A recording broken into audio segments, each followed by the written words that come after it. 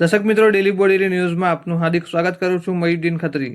દર્શક મિત્રો, બોડેલી તાલુકાના અલ્હાદપુરા ગામે એક અકસ્માતની ઘટના બની છે. અકસ્માતની ઘટનામાં વિગતવાર વાત કરીએ તો દારૂ ભરેલા બાઇક સવારે એક કારને અડફટે લીધી હતી અને કારને મોટું નુકસાન થયું હતું, જ્યારે ખેપિયા પાસેથી બેગમાં મોટા પાયે દારૂનો જથ્થો મળી આવ્યો હતો.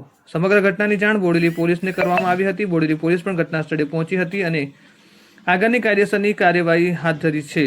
તો આવો આ અંગે શું કર્યા છે કારમાં સવાર પરિવારજનો.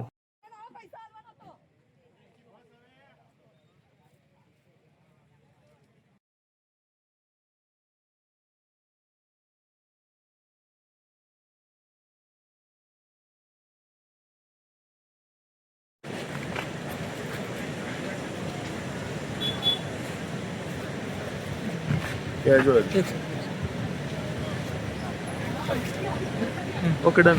હું અપૂર્વ પટેલ આજ વડોદરાથી લગ્ન પ્રસંગ માટે અલ્હાદપુરા જે કેનલ રોડ છે ત્યાંથી જઈ રહ્યા હતા.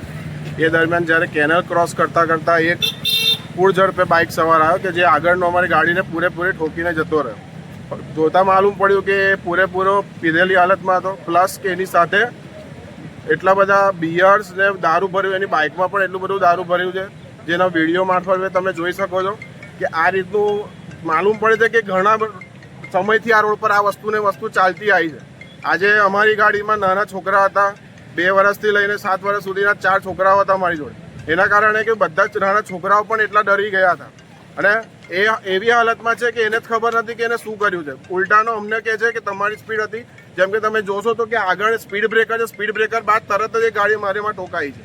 એટલે આનું સખ્ત પોલીસે બી પગલાં લેવા જોઈએ અને જ્યાંથી આ માલ લાવે છે, કોને વેચે છે, બધું એક પ્રોપર સિસ્ટમમાં એ લોકો બધા પકડાઈને જે ધંધા ચાલે છે એ બંધ થાય, કે જેથી બીજી કોઈ ફેમિલીને તકલીફ ના થાય. એવી મારી દરેકને પોલીસને ખાસ વિનંતી છે. Thank you. અને આ માટે કે પ્રોપર અમને ન્યાય મળે એ માટે અમે દરખાસ્ત કરીએ છીએ. Okay done.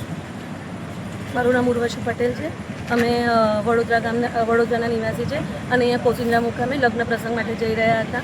ગાડીમાં હું, મારા હસબન્ડ હતા અને છોકરાઓ હતા અને અમે વડોદરાથી પોચિંદ્રા તરફ જઈ રહ્યા હતા લગ્ન પ્રસંગમાં. અને અહીંયા અલ્હાદપુરા પાસે સામેથી અમારી ગાડી તો સ્લો જ હતી, પણ સામેથી એક બાઇકવાળો પૂર સ્પીડમાં આવીને અમારા આગળના બોનેટ સાથે અથડાઈને અને એ ફંગોળાયો છે અને સાથે સાથે અમારા ગાડીનું આખું બોનેટ પણ લઈને આગળ સુધી ઘસડાઈ ગયો હતો. જ્યારે અમે ઉતર્યા અને અમે જોયું તો એ પૂરી રીતે પીધેલી હાલતમાં હતો. સાથે ઘણું બધું લિક્વર પણ એની પાસેથી બરામદ કરવામાં આવ્યું છે, જે પોલીસ પાસે હશે ડેફિનેટલી. અમે વિડીયોઝ પણ લીધેલા છે અને અમે અપલોડ પણ કરીશું. પોલીસને પણ અમે બધા વિડીયોઝ હેન્ડઓવર કરી દીધેલા છે.